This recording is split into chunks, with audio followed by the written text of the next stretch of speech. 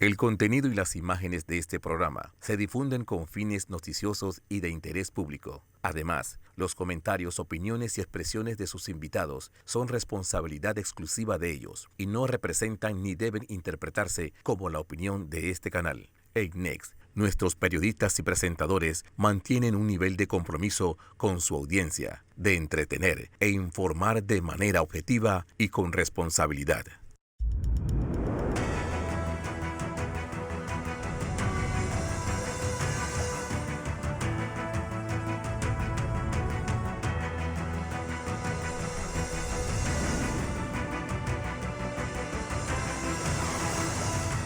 Muy buenos días, Panamá. Hoy es domingo 31 de mayo.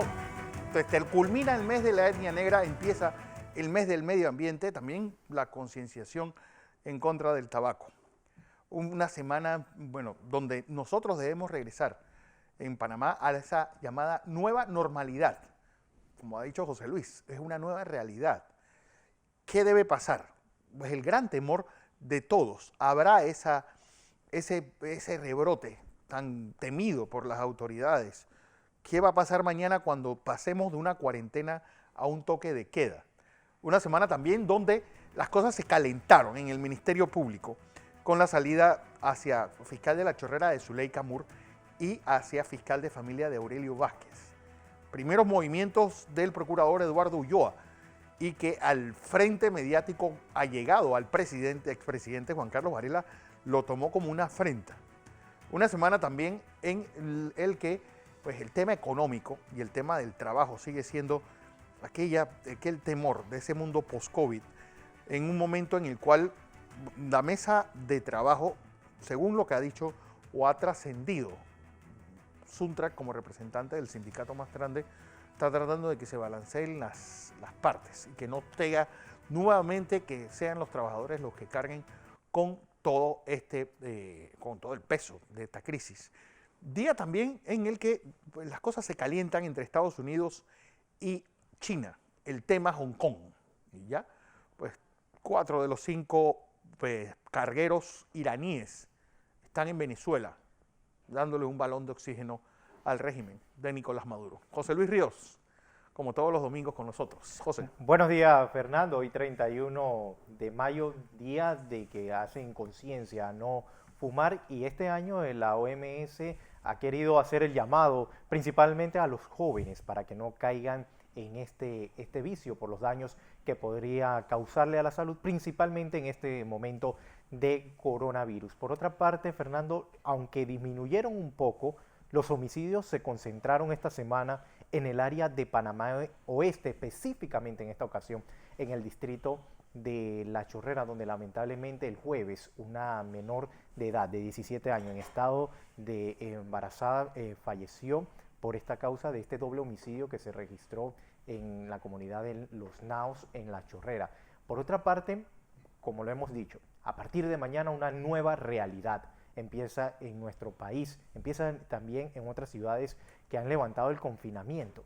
Pero hay una preocupación y creo que no se le está tomando en serio, Fernando, es el tema del transporte, donde ya están amenazando con suspender el servicio, y se imaginan el caos que podría dar eso con la poca cantidad de buses, Fernando, que hay en estos momentos. Y encima poca cantidad de asientos. De asientos. Porque, José, y hay otra cosa que también promete ser de discusión esta semana, y es el tema educativo. Sí. Yo creo que las declaraciones de la ministra Maruja Gorday y de Villalobos la semana pasada lo único que hizo fue pues acrecentar esa crispación que hay de unos padres de familia, sobre todo de escuelas privadas, que no se sienten satisfechos con lo que ha sido estas 3 meses de clases virtuales y que consideran que esto debe ser borrón y cuenta nueva, y hay quienes dicen también de que han sido los padres los que han estado haciendo tarea. Sí. Guillermo Ruiz, nuestro analista internacional. Memo, buenos días. Muy buenos días, estimado Fernando y José Luis. Memo. Estaba escuchándote lo de Hong Kong. A ver, no solamente lo de Hong Kong, sino que como se estaba pronosticando, esta desescalada iba a traer problemas porque no se iban a conseguir consensos en ningún aspecto, ni en el tema de transporte, ni en el tema educativo. Están también pues la patronal, pues con una especie de signo de interrogación en la cabeza de cómo aplicar estos comités de salud y sobre todo, qué pasa en la pequeña y la mediana empresa donde esto enredaría todavía más una vuelta a una normalidad que pinta escabrosa. Bueno, el presidente de la República hace semanas trató de armar una comisión que incluyera, no sé si lo recuerdan, porque ya de eso no se habla absolutamente nada, una comisión para reactivar el país con la participación de todos los sectores. Y vemos qué tanto avanzó esa comisión cuando la Cámara de Comercio en su inauguración le marcó la cancha al presidente. Y el presidente pues lanzó un plan sin ningún tipo de puntualizaciones. Entonces ahí te das cuenta de que plan como tal no hay. En realidad es como abrir el grifo lo que está sucediendo. Los que están monitoreando lo que está sucediendo en otros países se van a dar cuenta que es inevitable el rebrote. En Corea del Sur ha tenido que recoger a todos por tercera vez. Japón lo hizo 2 veces, Singapur 2 veces. Italia está monitoreando, igual que Portugal, la posibilidad, y en algunos sitios de España. Entonces, este tipo de situaciones hay que estar preparados. Y las cosas que yo he visto a través de los medios de comunicación que se han hecho en Asia y en Europa para evitar rebrotes, para garantizarle un mínimo de seguridad a una población que tiende a no ser cautelosa con su seguridad, no lo he visto aquí en Panamá ni por equivocación. Lo que hablaba José Luis del transporte, a mí me preocupa muchísimo, porque el problema que tiene Panamá, sobre todo en mi bus, es un problema de frecuencias. Y ustedes pueden ver, nada más que hay que pasar un dron por encima de los patios de los autobuses, que en una hora pico es muy común ver los patios llenos de buses parados, porque la empresa tiene varias excusas, que no tienen choferes, que no tienen el dinero para los buses, para el combustible, o que sencillamente no lo sabían hacer. Ahora creo que la administración actual lo está manejando un poco mejor, pero yo no estoy muy seguro. Habría que ver este día, lunes, mañana, qué es lo que va a pasar con eso, pero la tónica del panameño es llenar el bus hasta la puerta. Pero Memo, y esos buses no están hechos para eso. Es que esto, pues el jueves, yo hablaba con el exdirigente transportista Esteban Rodríguez, donde, por ejemplo, me dice, hay buses piratas, que son los que tienen a cargo, sobre todo Panamá Norte y todas las lomas de San Miguelito, donde la capacidad, el aforo máximo por estas restricciones va a ser de 7 pasajeros. Es decir, va a haber pues empresarios del transporte que dirán, yo creo que mejor me sale tener este carro para mi casa. Coaster con 15. No, lo que va a pasar es que se va a exacerbar el taxi pirata en ambos lugares, para Panamá Oeste y para Panamá Norte. ¿Y eso por qué? Porque aquí nunca se implementó una verdadera política de transporte. Y lo que se implementó en realidad fue un negocio. Vean, nada más que hay que ver qué pasó del gobierno anterior. Se legalizó, es el único país que legaliza lo ilegal. Sí. Resolvamos el problema, lo legalizaron de un plumazo. Y eso no se le dio ningún tipo de seguimiento. Ahora vimos que en la Autoridad del Tránsito y Transporte Terrestre pusieron a 2 personas, pues que son como 2 conos, que están ahí, pero no se mueven. Y yo no me imagino, si en tiempos normales no hicieron absolutamente nada, no me los imagino ahora tratando de mejorar la situación. Si me preguntan a mí, yo les sugeriría a la mayor parte de la población que nos ve y nos escucha que no salga y que trate de buscar formas de teletrabajo. Yo creo que hay que buscar formas inteligentes de reactivar la economía, pero me parece que esta forma de abrir el grifo y vayan y hagan lo que puedan, no tiene nada de inteligente, sencillamente nos escudamos en que hay que reactivar económicamente el país. A la larga, Memo, yo creo que aquí entra en juego, José y Memo, y amigos televidentes, algo que yo creo que nosotros los panameños debemos tomar en cuenta desde hace rato. 1, nosotros no somos niños, ni necesitamos a alguien que nos esté diciendo qué tenemos que hacer. Yo creo que muchos ya soltamos la mamadera y salimos de la cuna hace rato para que alguien nos esté jalando la oreja. Yo creo que ese grado de responsabilidad y de consecuencia con los actos que tú hagas es algo que debe nacer de ti.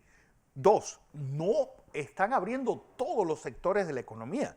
Así es. Si ves los que están abriendo mañana, hay sectores que yo ni siquiera sabía que existían. La industria del corcho, por ejemplo, aquí en Panamá, Yo la verdad es que pensaba que el corcho era La minería no metálica. Bueno, la minería no metálica supongo que serán la arena y esas cosas, pero a la larga no son todos los sectores, por lo que yo no sé si mañana la gente va a salir en estampida como si fuéramos, como si regresáramos de los carnavales o de la Semana Santa. Es decir, Fernando José Luis, es que hay dos premisas. No se están abriendo todos los sectores económicos, no todas las personas tienen que ir a trabajar, y la gran masa de movimiento de transporte, que son los estudiantes, todavía están en el dique seco. Y no todos los comercios tampoco van a abrir, Guillermo y Fernando. No todos los comercios, o sea, no todas las empresas van a estar listas el día de mañana. Imagínense las iglesias. Ha dicho el monseñor José Domingo Ulloa que todavía las iglesias no abren inmediatamente el lunes. Ellos van a decir cuándo. La verdad es que, y tampoco Memo, por lo menos no sé el grado de devoción que tenga la gente contenida, y yo no sé si estarán todas las iglesias y templos llenos mañana con la gente buscando ayuda divina, que podían rezar en su casa y podían seguir los rosarios y los cultos que se están haciendo por televisión. No va a pasar, pero antes de entrar en el tema eclesial, hay tres premisas importantes, Fernando y José Luis. La primera, si te fijas, el famoso bloque 2 ya de hecho está funcionando. Sí. Ustedes todos los días en la mañana pues muestran a los reporteros y atrás tú ves la cantidad de gente caminando. Ahora mismo que nosotros estamos hablando, yo estaba mirando un video de un tranque entre Los Santos y Chitré. Un tranque entre Los Santos y Chitré. El centro de Santiago está trancado y se ha vuelto a trancar la entrada de Colón. Para no hablarte de la ciudad de Panamá. Ahora no se nota los fines de semana, pero si tú vas o revisaste el viernes pasado, te das cuenta que el tranque del viernes en la tarde y el tranque de un viernes en la tarde normal fue el mismo, tanto para el este como para el oeste. Entonces, la premisa 1 es que este bloque 2 ya se había levantado. De hecho, lo que se está haciendo es, pues, quitando la restricción de horario, que me parece correcto, para que de una vez por todas los policías se puedan concentrar en el delito que tanto se necesita. Sí. Y 2, para que nos podamos mover a lugares donde tenemos que trabajar, pero que tenemos que hacerlo con más tiempo. Y creo que eso está bien, eso había que hacerlo. Pero, como tú dices, los panameños tenemos que tomar conciencia. Ahora, ¿es verdad que vamos a tomar conciencia? Yo me temo que no. Nosotros seguimos manejando por el hombro. Seguimos tirando basura a la calle y no cruzamos la línea de seguridad de manera adecuada. No me imagino al panameño cambiando de la noche a la mañana esta situación. Sí, Memo, pero a la larga, no te olvides, somos un país que, pues, que nos adaptamos a llevar bolsas al súper bastante rápido. Somos un país que del cinturón de seguridad también. Sí, yo creo que nosotros a mi segunda premisa. Tan tontos a no mi somos. Segunda premisa. Mira, Fernando, es que la segunda premisa es que esto necesita liderazgo. Yo te voy de esos ejemplos que tú estás dando, creo que el mejor es el cinturón de seguridad y los taxis amarillos. Un buen día a Ricardo Martinelli le dijeron que le iban a cerrar el país porque no le iban a pintar los taxis. Y el hombre dijo, bueno, el lunes tiene que estar todos amarillos. ¿Y qué pasó el lunes? ¿Y qué pasó el martes? ¿Y qué pasó el miércoles? Pues los taxis estaban de amarillo y no se cerró ninguna ciudad. Había liderazgo. Lo mismo pasó con el cinturón de seguridad. Digo, hubo un tema de sanción ahí, pero es parte del liderazgo. Entonces, ¿qué ha pasado? El gobierno ha erosionado su capital político y ha perdido el liderazgo. Y ese liderazgo es fundamental en este momento para que el panameño que es capaz de seguir ese liderazgo y tomar buenos ejemplos, diga, ¿sabes qué? Me lo está pidiendo el Estado, voy a seguirlo por el bien de los demás. Yo creo que las cosas se están haciendo, este es el camino correcto, pero no estoy muy seguro que el Estado esté preparado para el camino correcto. Esa es mi preocupación. Entonces, ya tenemos a unos panameños que ya, de hecho, están en el bloque 2 y algunos están incluso en el bloque 3. Otra premisa es que la ministra de Trabajo habló de casi 3.000 panameños que ya habían regresado a su trabajo y que habían restablecido su contrato. Pero la verdad es que en Panamá hace buen rato hay más de 2 dígitos de desempleo. O sea, Sí. lo que ha hecho la pandemia es que nos ha terminado de arrodillar. ¿Por qué? Porque no se le ha dicho a la gente la verdad. El gobierno pasado se destruyó gran parte del entramado de empleo en este país.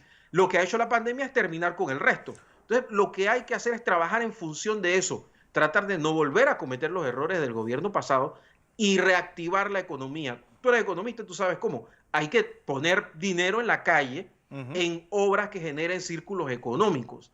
Esa es la forma inteligente de que nosotros vamos a poder reactivarnos. Y yo ahora mismo no veo un plan, y esa es la parte que me preocupa. No hay un plan. Pero la tercera premisa es que varias de las patas del Producto Interno Bruto han seguido su labor. El Canal de Panamá, el Centro Bancario Internacional, buena parte del centro logístico. Los aeropuertos han seguido mandando y recibiendo carga. El tren ha seguido trabajando. Los puertos han seguido trabajando. Si se reactiva la minería, el clúster del canal solamente está nos va a funcionando. quedar el turismo. Yo les recuerdo, bloque 2, ¿cuáles son los componentes? 1, construcción de infraestructura pública priorizada y con visto bueno del Ministerio de Salud.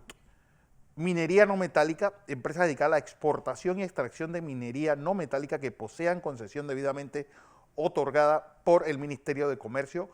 Industria de productos textiles, cuero, madera, muebles, corcho, paja y de materiales trenzables. Industria de papel, cartón, caucho y plástico, actividades de impresión, reproducción y grabaciones. Industria de sustancias y productos químicos, industria de coque y de productos de refinación del petróleo, fabricación de productos farmacéuticos, sustancias químicas, medicinales y de productos botánicos, industria de materiales de construcción y suministros, cementeras, concreteras y fábricas de bloques, e industria de los productos informáticos, electrónicos y ópticos, equipos electrónicos de uso doméstico, joyas, instrumentos musicales, artículos de deporte, juego y juguetes, instrumentos y suministros médicos y dentales. Esas son las empresas que deben iniciar mañana, además de los sitios de culto que van a poder permitirse. Recuerden, mañana también van a abrirse las áreas sociales de los PH, van a abrirse parques deportivos que se practiquen deportes, sobre todo individuales, y la gran novedad, menores de edad podrán salir de entre 4 y 7 de la noche, siempre acompañada por un adulto. Ya los salvoconductos desaparecen, José. Desaparecen, así es, Fernando. Porque también está con la el duda, carné únicamente. espérate, queda la duda también, ¿qué pasa el domingo? Bueno, el domingo se ha enviado un comunicado por parte de la... Hoy es el último domingo. El domingo Sí, 7 de junio. el siguiente. Hoy es el último domingo de confinamiento, de cuarentena absoluta, dependiendo cómo es el comportamiento del coronavirus en la semana, de los casos, entonces ahí se va a tomar otra decisión, que podemos volver a una cuarentena absoluta los domingos o simplemente seguir circulando los domingos con normalidad como se va a hacer en la semana. También otra de las prohibiciones, Fernando, que es importante hacerla conocer a todos los televidentes, es que a pesar que se abren las áreas sociales de los PHs, no se puede utilizar ni los gimnasios ni las áreas de piscinas. No se puede hacer visitas a las playas, no se puede realizar fiestas en las casas de cumpleaños, 15 años, bodas todavía no se pueden realizar y tampoco se pueden realizar reuniones en casa. Las reuniones de trabajo seguirán siendo a través del Zoom, del Skype, de manera virtual, o si va a ser presencial, no puede haber más de 5 personas. El límite que pueda optar para que todos tengan un distanciamiento físico de al menos 2 metros. Otra de las situaciones de esta semana que entra en el anecdotario fue lo de Sandra Sandoval en el área de la playa en Tonosí, de Cambutal. Pues el alcalde por fin, ¿qué decidió hacer? Es la gran incógnita en una de esas situaciones incómodas, sí, realmente donde quedará, pues, y fue incluso tendencia en redes el domingo pasado. Vamos a información comercial. Cuando regresemos, quiero hablar de esa remoción en el Ministerio Público. Vamos a tocar la situación internacional y el doctor Gay de la Rosa nos va a hablar de la hidrocloroxiquina. Panamá lo saca de su tratamiento hacia los pacientes con COVID. Esto también visto desde la perspectiva de aquella entrevista que le hice a la doctora Lescano, que provocó pues mucho ruido. Después del cambio.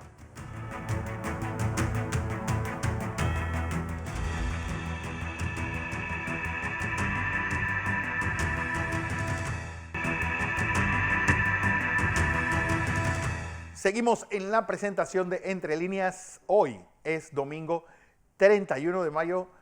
José, caso de remoción o de traslado de Zuleika Moore y de Aurelio Vázquez, y pues como primeras fichas que se moverán de aquel periodo oscuro de Kenia Porcel en la Administración de Investigación Judicial.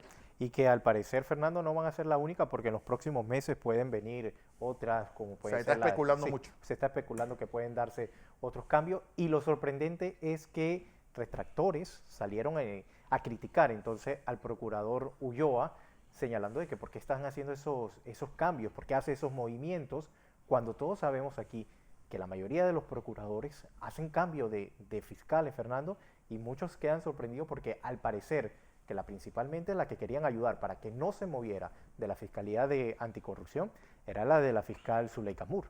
En el caso además de que hay algo que es ya un cinismo rayano en sinvergüencería.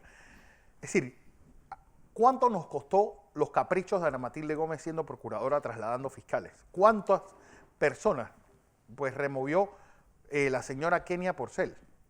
El procurador Ulloa al final está realizando algo que es parte de la potestad de un procurador, y ahora están pidiéndole que él tiene que dar explicaciones de por qué sacó a Zuleika Moore.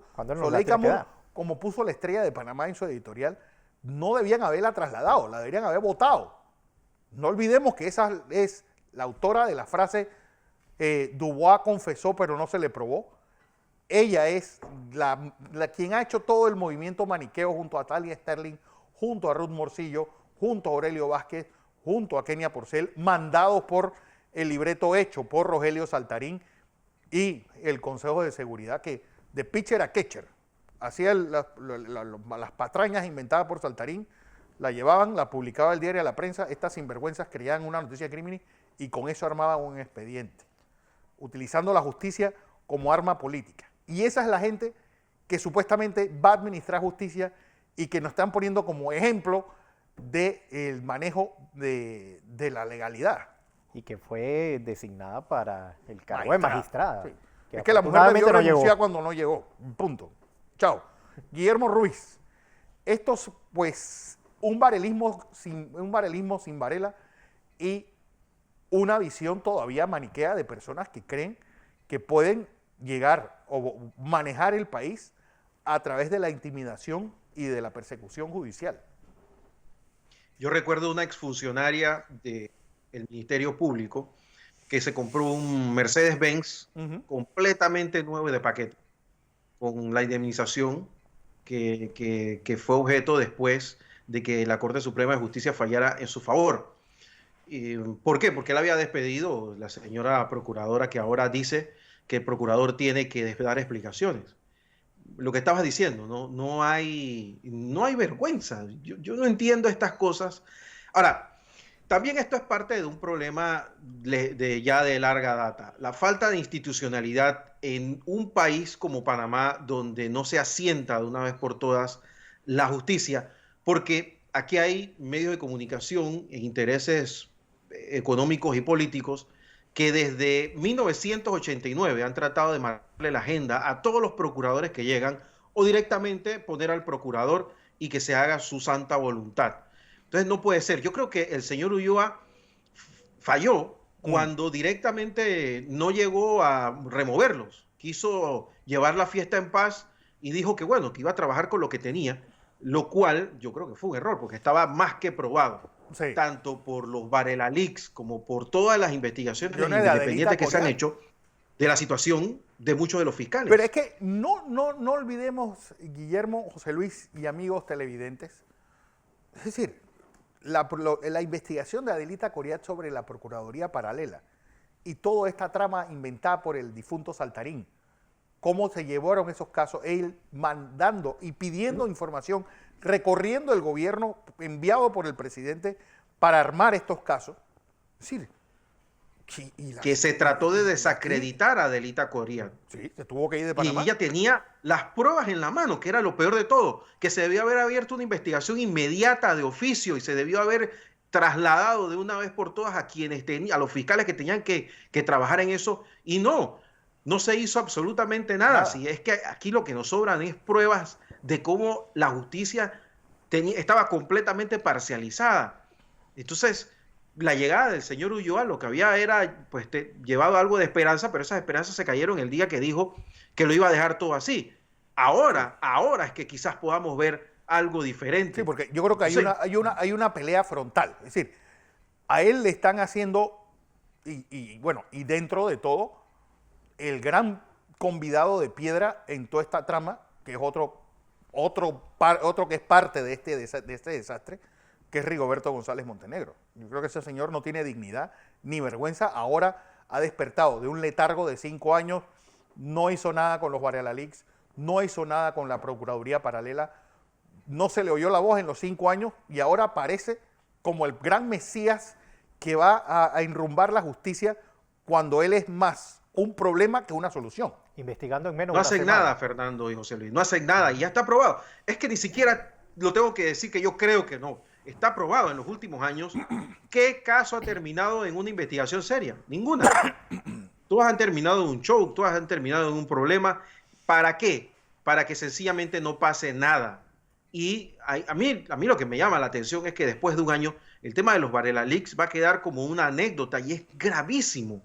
Mira, yo te voy a decir qué tan grave es esto. Cuando en la campaña electoral del 2014 a la gente se le ha olvidado que aquí circuló un audio donde la exdirectora de Migración fue grabada. Sí. Y eso es un delito grave, porque eso es una forma de manipular las elecciones. Aquí yo no sé qué fue lo que pasó, que nadie se dio cuenta de que ahí había un grave delito, porque estaba probado que le habían interceptado las comunicaciones a un equipo de campaña electoral, que es una forma de influir en un resultado electoral. En 5 años no pasó nada, van 7. No pasó absolutamente nada. O sea, aquí pasan cosas graves. Y ojo, que en este caso nosotros escuchamos el audio. Porque el famoso caso Pinchazos, todavía estoy esperando que me enseñen algún audio. ¿Ves la diferencia? Entonces, cuando tú quieres hacer que las cosas fluyan en la justicia panameña, haces lo que sea. Pero cuando tienes casi que la prueba ahí, no se mueve. Yo creo que este es un momento donde el señor Ulloa tiene la oportunidad de demostrar que realmente va a ser una diferencia. Y hay que recordar que solamente tiene menos de 5 años. Es un procurador que está reemplazando un periodo. Bueno, José, porque a eso hay que añadirle el caso, y esto son tal vez las dos caras de una misma moneda. El acoso que le hicieron a la doctora Lescano.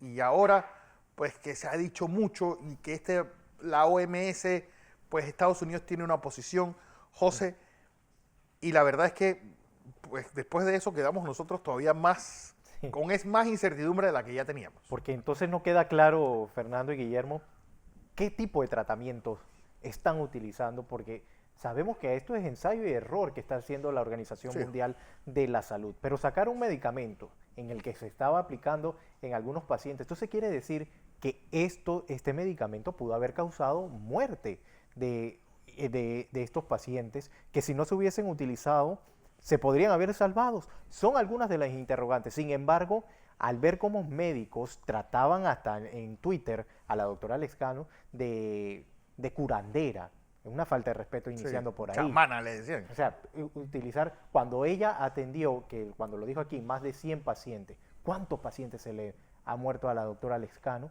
O sea, hay un mundo de interrogantes. ¿Por qué no aplican ese estudio que ha realizado la doctora Lescano y se lo envían a la OMS? Y todo el apoyo, Fernando, que ha tenido la doctora a través de las redes sociales también. Además que hay algo que yo creo que el doctor de la Rosa, infectólogo, dijo, y es una verdad como un templo.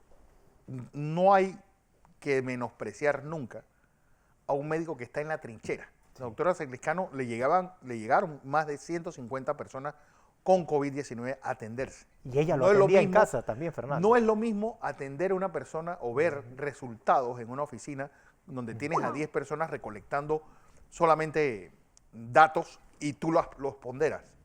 Y eso yo creo que dice mucho, sobre todo de la forma tan denigrante como la trataron, y dice mucho también de lo que ha pasado en este país, de unos que somos unos parias y nos tratan como tal, y otros que se creen por encima de la ley y por encima de todo. Y eso a la larga lo único que ha provocado es a dividirnos más, y eso ha tenido, esta pandemia nos ha tomado divididos, empobrecidos, pues con unos servicios, un sistema de salud desafortunadamente destruido ex profeso, nos ha tomado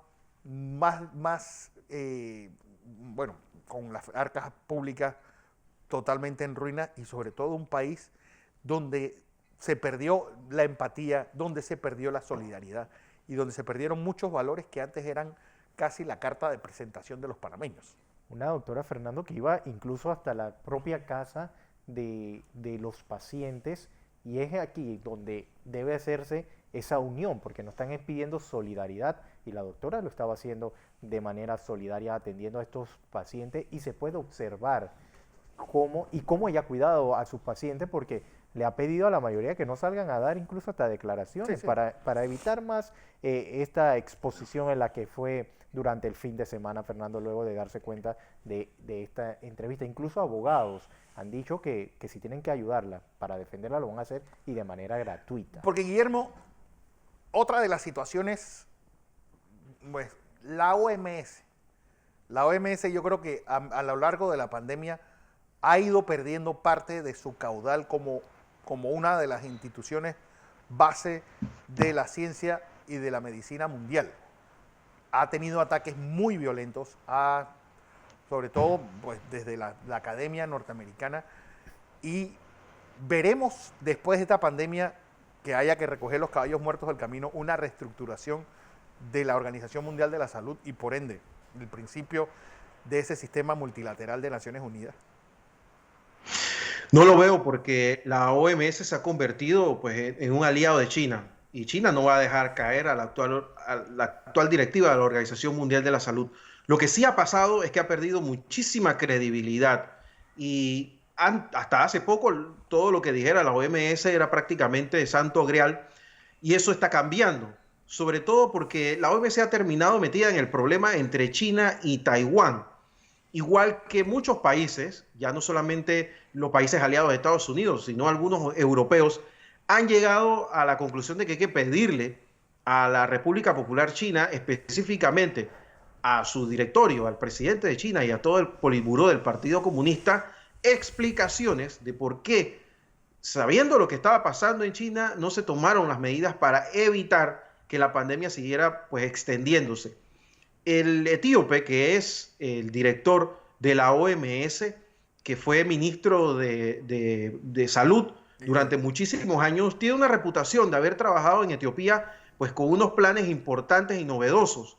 Pero ahora que ha estado en Ginebra, el señor pues, se ha convertido realmente en un aliado de China, y ha dejado a la organización, que estoy completamente seguro que está compuesta por profesionales de primer nivel, expuesta al vaivén político en un momento donde lo que se necesitaba era neutralidad, sobre todo porque hay una gran cantidad de organizaciones trabajando, buscando vacuna y también buscando algún tipo de tratamiento. Entonces, yo creo que esto va a causar un problema en la Organización de las Naciones Unidas, y van a pedir explicaciones, y así como Estados Unidos está señalando a la OMS y está amenazando con retirarle el apoyo económico, lo mismo se va a generar en las Naciones Unidas. Después de esta pandemia, vamos a ver un mundo más polarizado que nunca en bandos, y lo estamos viendo ahora mismo con la situación de Hong Kong, de la que vamos a hablar ahora más adelante, la situación de Irán enviando buques a Venezuela y otras situaciones que se están dando en el Medio Oriente, como las tensiones constantes entre Arabia Saudí y Rusia por el tema de los precios del petróleo, que ya tuvo una baja importante una vez y que podría volver a suceder. O sea que, a pesar de la pandemia, las tensiones internacionales se han ido pues acentuando, y tenemos que monitorear eso, porque si hay algo de lo que nosotros podemos agarrar en Panamá es del comercio mundial, y si esto se merma por las guerras comerciales, ahí va a ser peor, tan grave o peor que la propia pandemia. Así es. No hay duda. Porque el plano internacional revuelto, Memo, y no solamente el caso de Estados Unidos y China, ese cierre de China a cal y canto de cualquier disidencia que salga de Hong Kong, sino que esa guerra de Trump contra las redes sociales.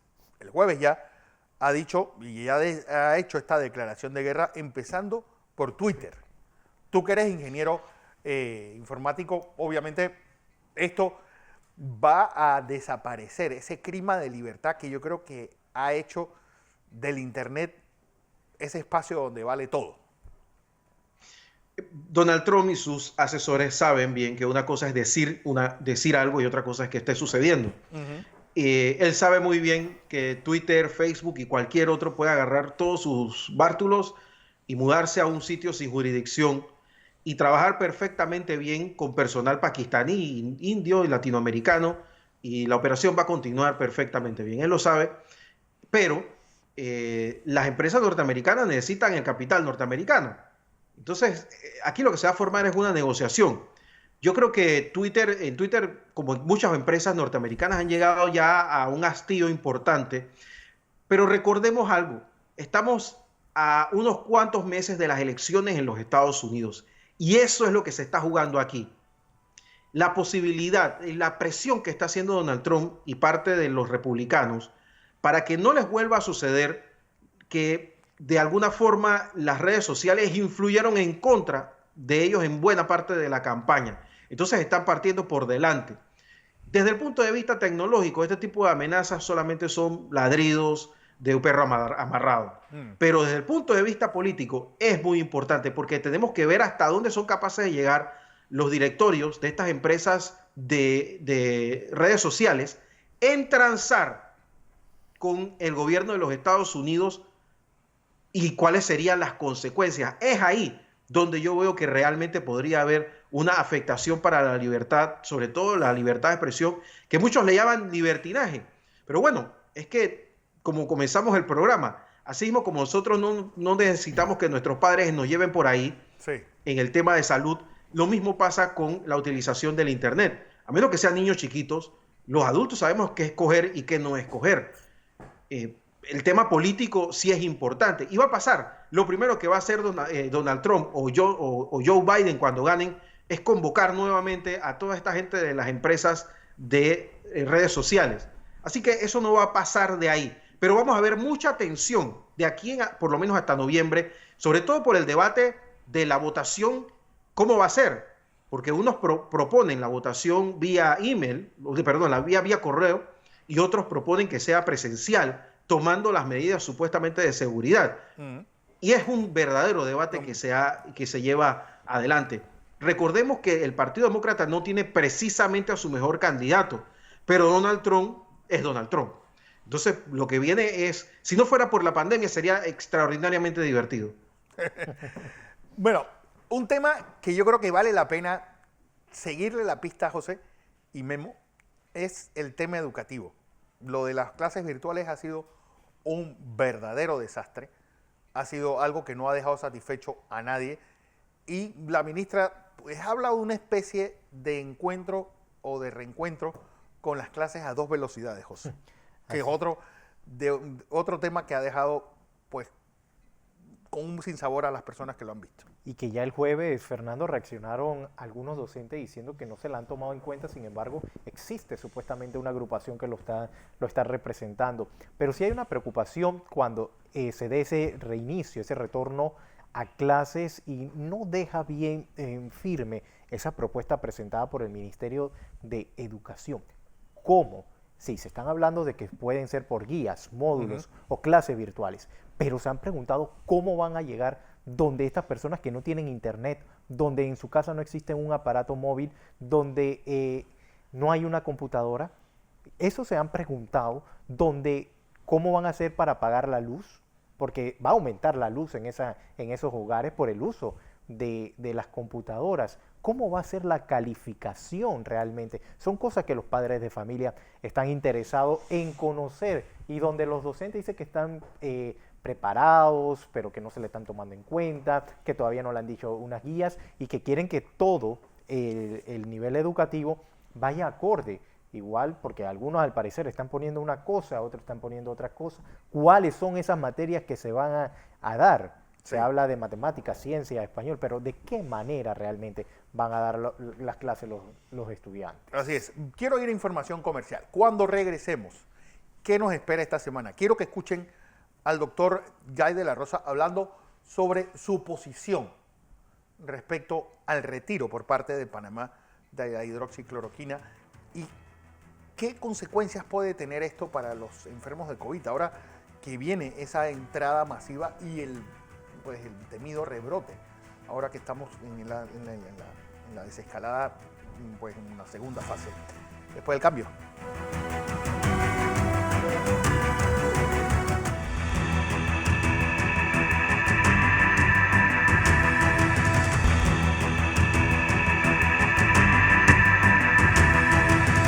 ¿Qué nos espera esta primera semana de junio?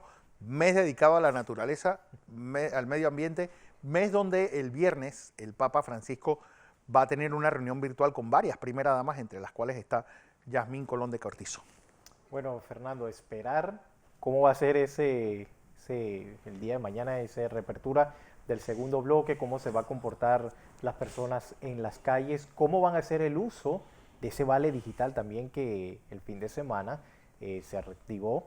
A aquellos que le tocaba en la primera fase, ya le toca su segunda vuelta, esos $80. Ojalá que no sea, y no vaya todo el mundo al supermercado como se dio en la primera ocasión. Los bancos van a cambiar de horario a partir del día de mañana. Vuelven un poco ellos sí vuelven un poco a la normalidad, pero dentro de la realidad. Así que ellos sí están dentro de eso, un horario bastante especial, el mismo que se mantenía de 8 a 3 y los fines de semana, los sábados, de 8 de la mañana a 12 mediodía. ¿Qué va a pasar con los buses, con el transporte? ¿Qué va a pasar también con el sector selectivo? Porque ya se está también tratando de estudiar que si se mantienen por el número de placa para evitar que haya tanto movimiento de taxis en las calles.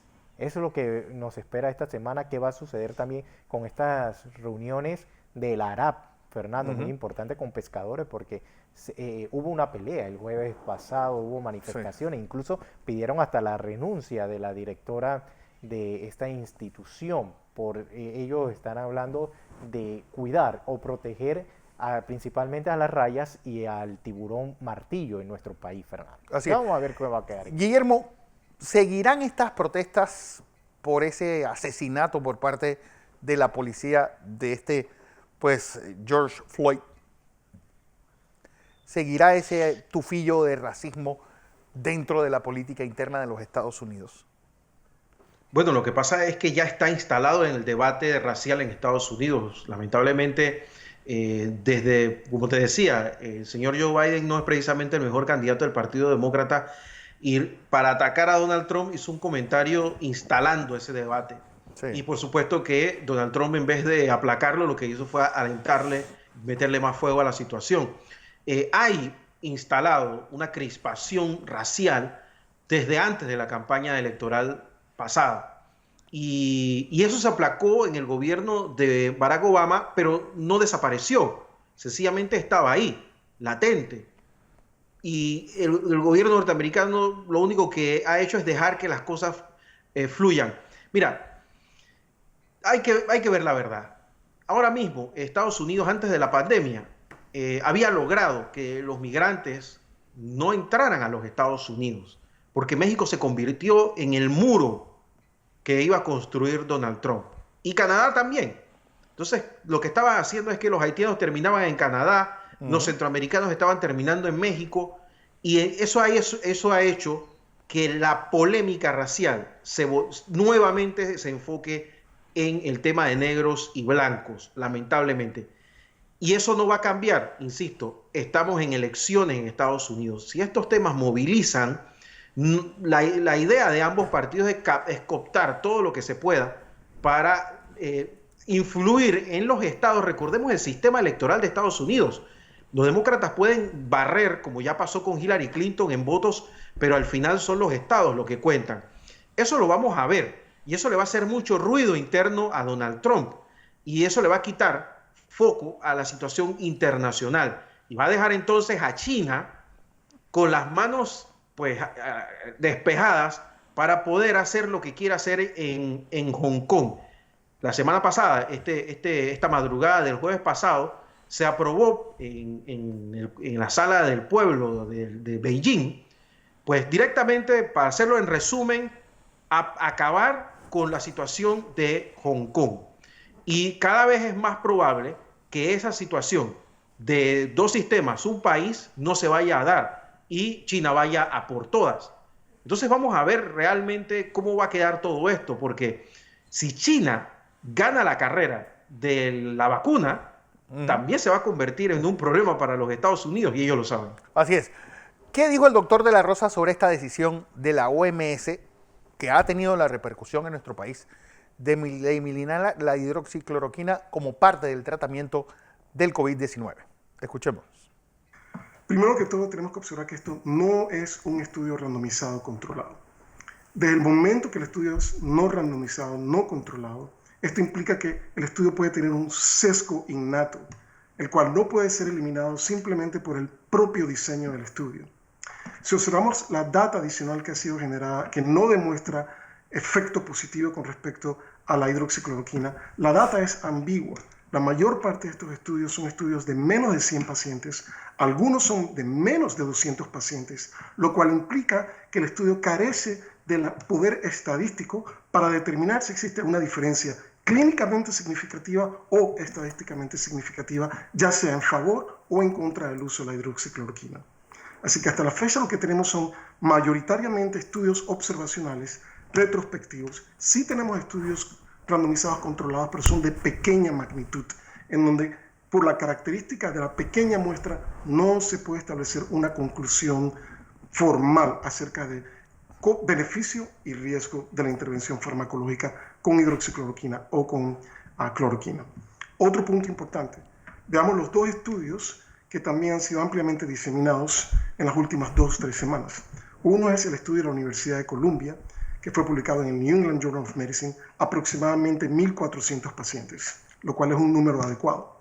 Podemos observar que en este estudio, nuevamente, tipo observacional, los autores concluyeron que la data no apoya ni el uso, tampoco apoya rechazar por completo el uso de la hidroxicloroquina. Los datos son básicamente insuficientes. Si observamos el otro estudio que fue publicado en la revista JAMA, y este es el grupo de la Universidad Estatal de Nueva York con la Universidad del norte de Nueva York, Albany, este estudio claramente demostró exactamente lo mismo. En un grupo de pacientes de 1.400 pacientes no se demostró si hubo un incremento en el riesgo de mortalidad. No se pudo establecer de manera estadísticamente significativa. Entonces tenemos una plétora de estudios en donde los datos realmente son opuestos y ninguno de estos estudios tiene la característica de tener una muestra amplia con la robustez estadística que se requiere. Por esta razón, la Organización Mundial de la Salud decidió hacer un análisis de la data, no solamente de la data del estudio Solidarity, sino también de la data de otros estudios que han sido publicados hasta la fecha, para determinar cuál va a ser el curso de acción. Bueno, era lo que teníamos que contarles hoy domingo a todos. Guillermo Ruiz, José Luis Ríos, el doctor Guy de la Rosa y a ustedes, quienes nos honran todas las mañanas con su presencia. Recuerden, este programa se retransmite por KW Continente. A todos, bueno, feliz Día de la Etnia Negra, pues felicidades en ese mes dedicado al medio ambiente y a los padres, que será el mes de junio. Mañana, pues con mucho cuidado, circular, obviamente tomando las precauciones debidas, utilización de máscara, lavado constante de manos, mantener la distancia adecuada y pues vamos a superar esa segunda fase de la desescalada, José. Así es, Fernando, y estar pendientes también de ese discurso que debe dar el presidente Bukele, que ya prácticamente obligado por el Parlamento. El discurso mañana del primer año de gestión. Del primer año de gestión, así es. No me resta más que invitarlos a que nos vean mañana desde las 6 de la mañana aquí en Next Noticias.